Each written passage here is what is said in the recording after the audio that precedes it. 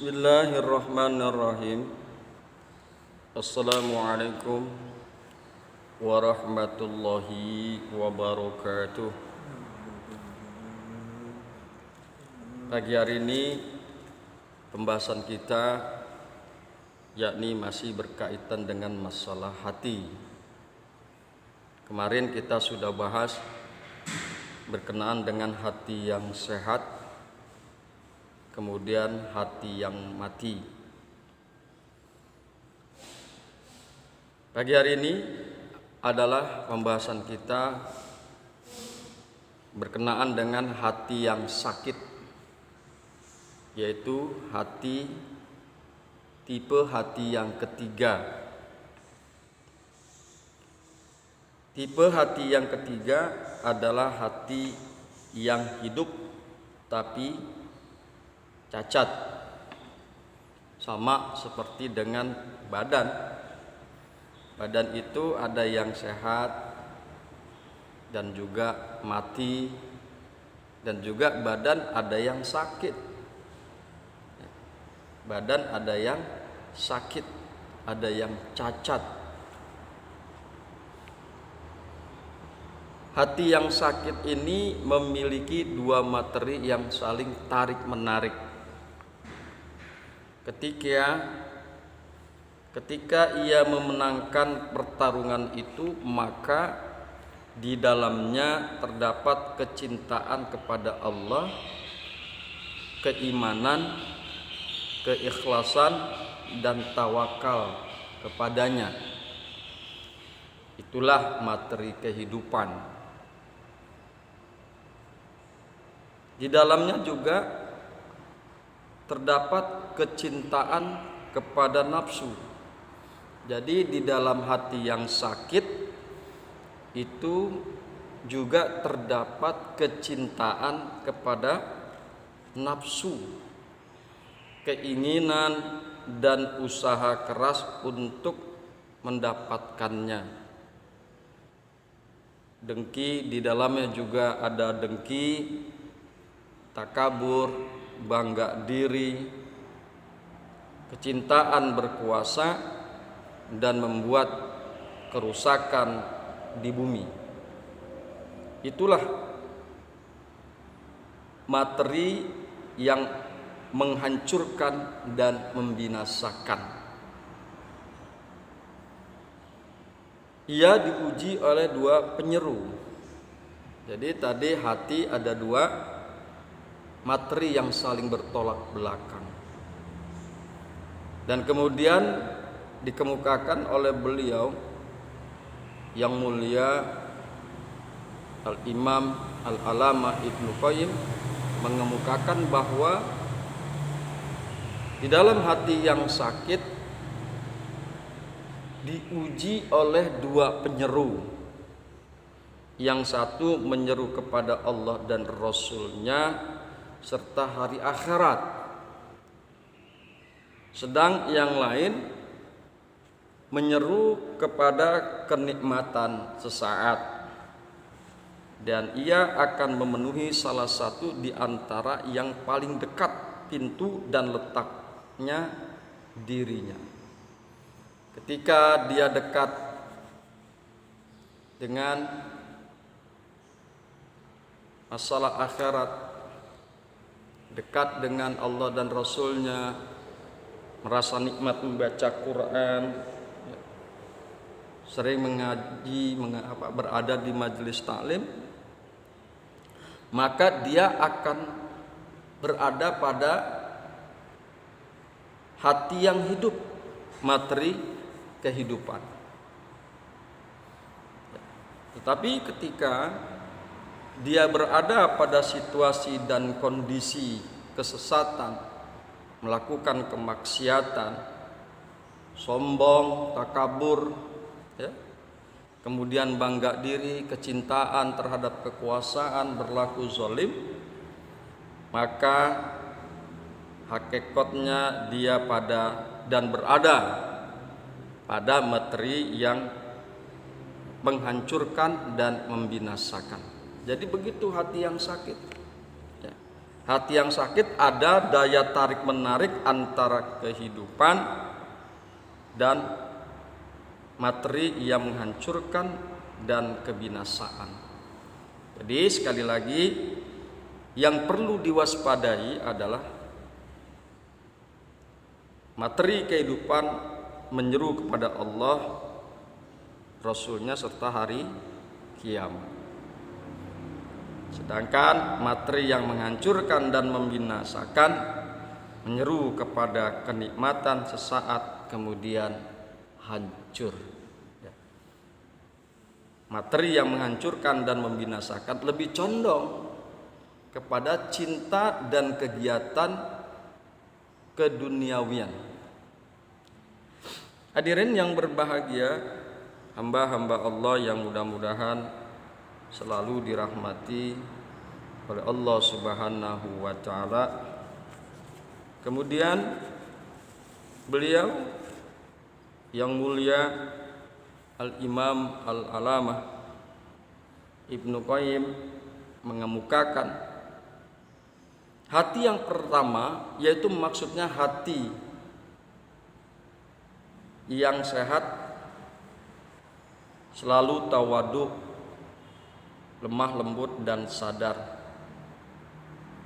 Kemudian hati yang kedua, yaitu hati yang mati, adalah kering dan mati.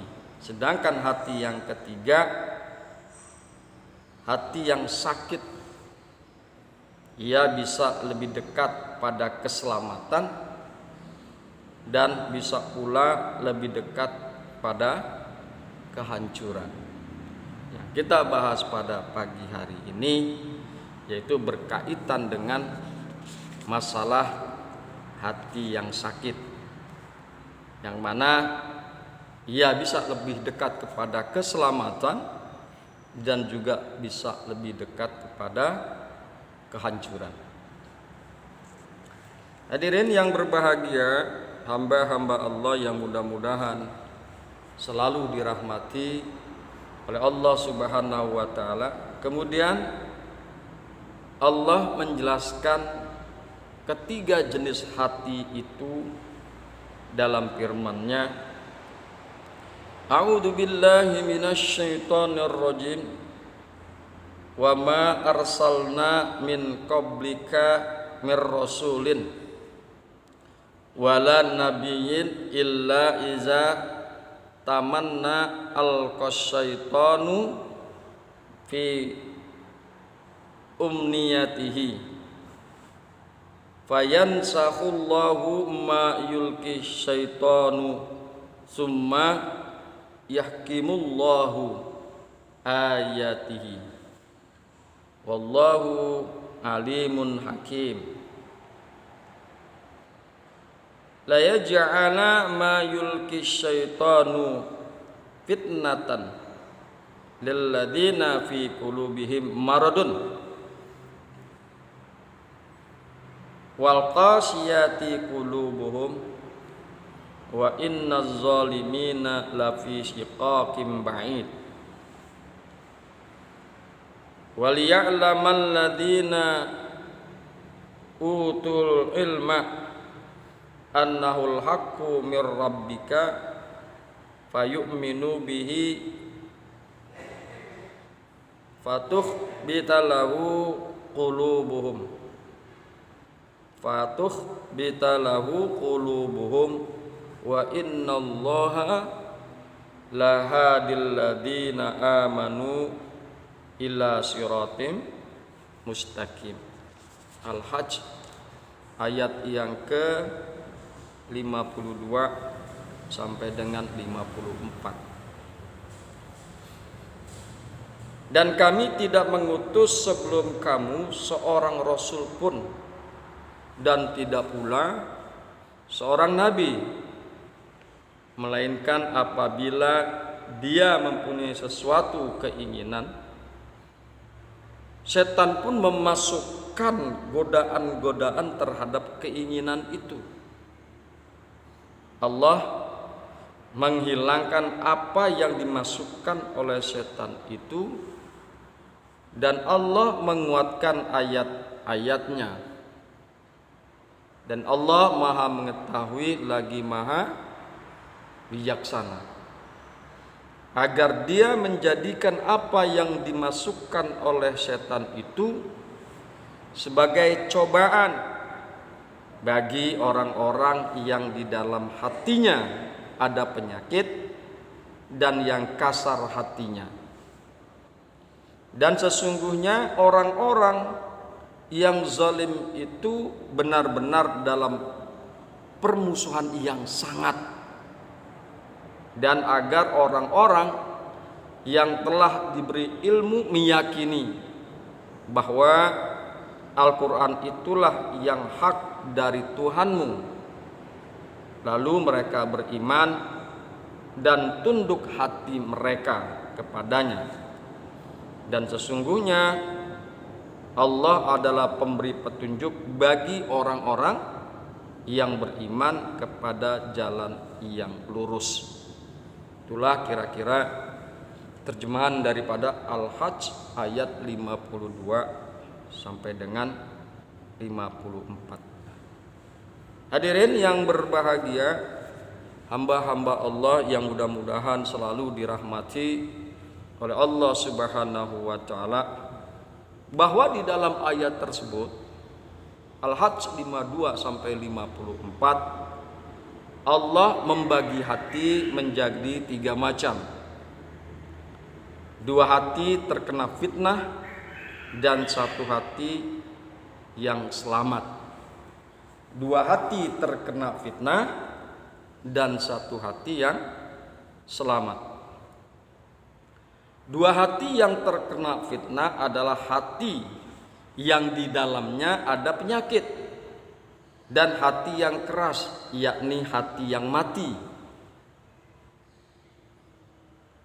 Sedang yang selamat adalah hati orang mukmin.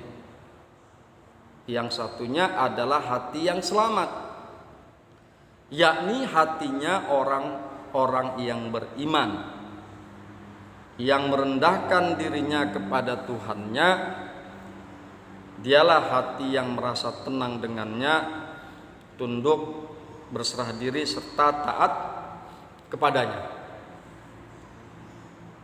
Hadirin yang berbahagia, hamba-hamba Allah yang mudah-mudahan selalu dirahmati oleh Allah Subhanahu wa taala. Kemudian Ibnu Qayyim mengulangi lagi berkaitan dengan hati yang pertama, hati yang kedua, hati yang ketiga. Diulang-ulanginya perkara ini oleh beliau agar terpatri dan hati kita selalu mengingat, agar kita selalu mengingat bahwa keadaan hati itu ada 3 macam. Hati yang sehat, hati yang sakit, hati yang mati. Tentunya kita sebagai seorang yang beriman harus menjaga hati kita sehingga hati kita tetap dalam keadaan sehat. Beliau mengemukakan sekali lagi bahwa yang pertama hati yang sehat dan selamat, yaitu hati yang selalu menerima, mencintai dan mendahulukan kebenaran.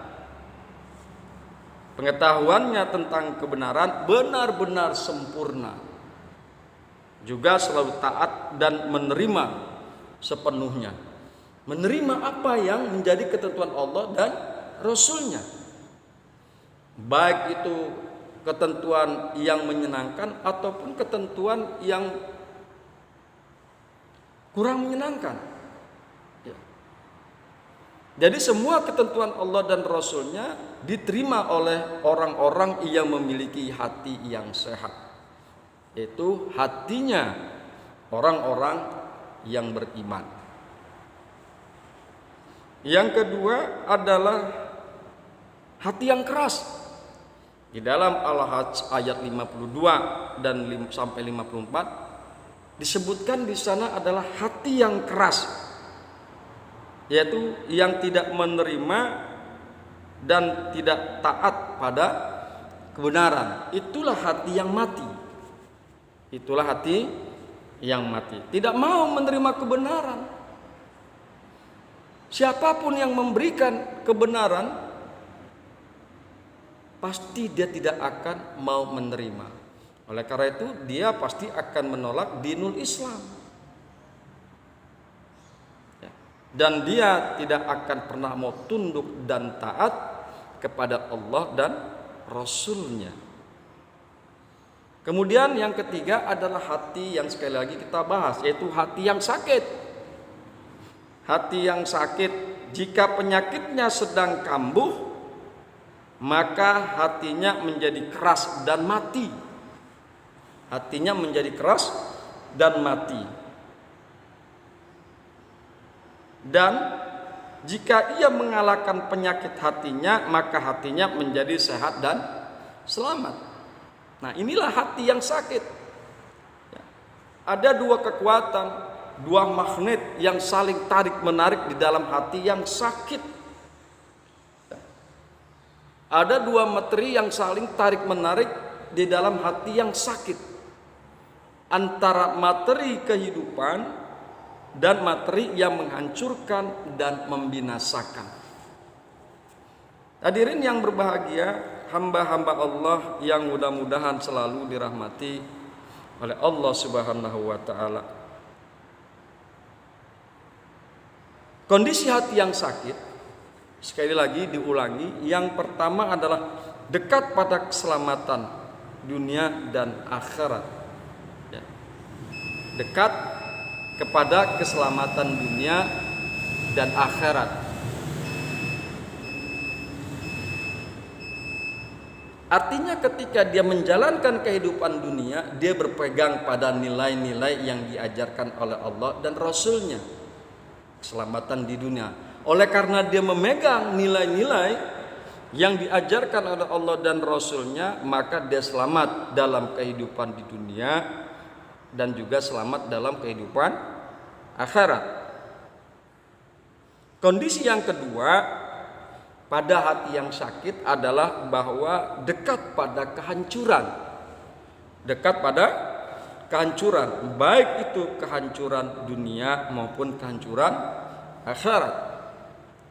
Jauh daripada ketentuan-ketentuan yang ditetapkan oleh Allah dan Rasulnya. Karena cintanya dia kepada hawa nafsu dan dunia, maka dia melakukan berbagai macam kemaksiatan, kemunkaran dan keharaman.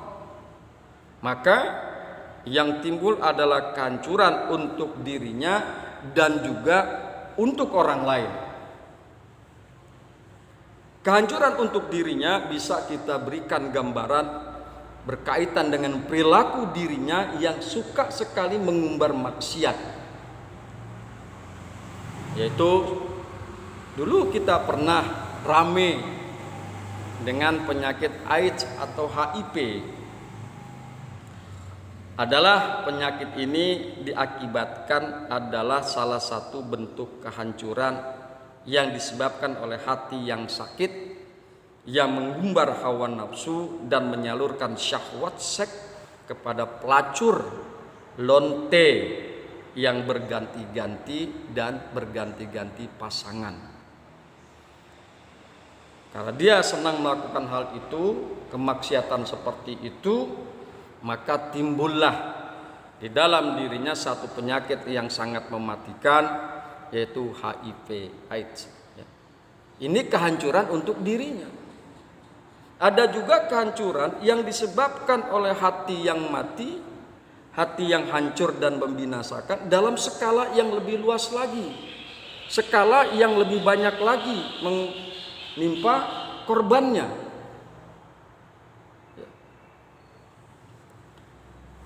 Kehancuran yang menimpa masyarakat. Ya.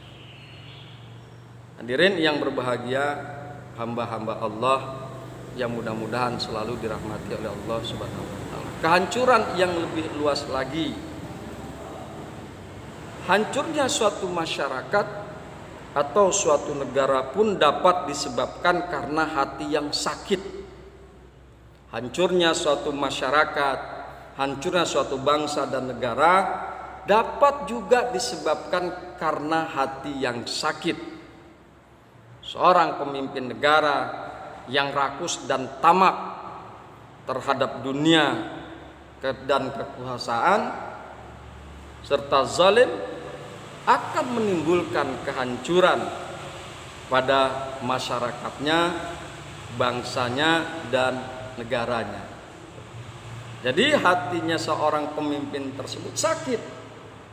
Angkara murka dia kemukakan, keharuman dia jalankan, kezaliman dan lain sebagainya dia lakukan, sehingga dengan perkara-perkara tersebut akhirnya negaranya hancur, bangsanya hancur, masyarakatnya hancur. Oleh karena itu kita perlu ketika memilih seorang pemimpin yang amanah, yang shadiq, yang jujur, yang benar. Al-Quran dan Islam telah mengajarkan kepada kita untuk memilih seorang pemimpin. Kenapa sampai Allah mengajarkan untuk kita memilih seorang pemimpin?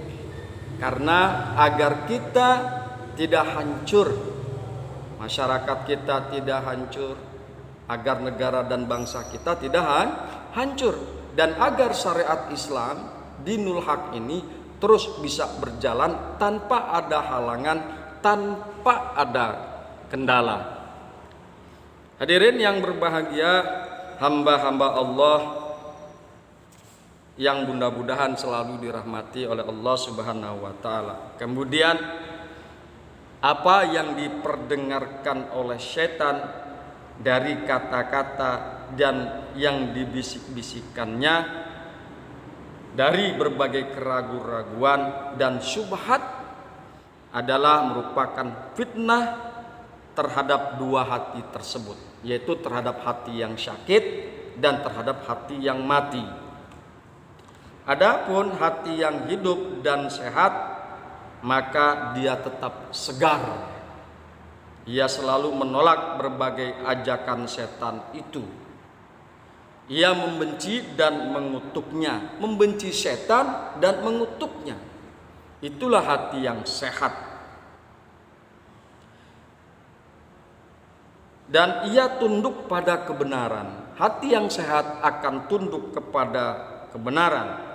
Kemudian merasa tenang dengannya, merasa tenang dengan kebenaran dan mengikutinya, yakni mengikuti kebenaran.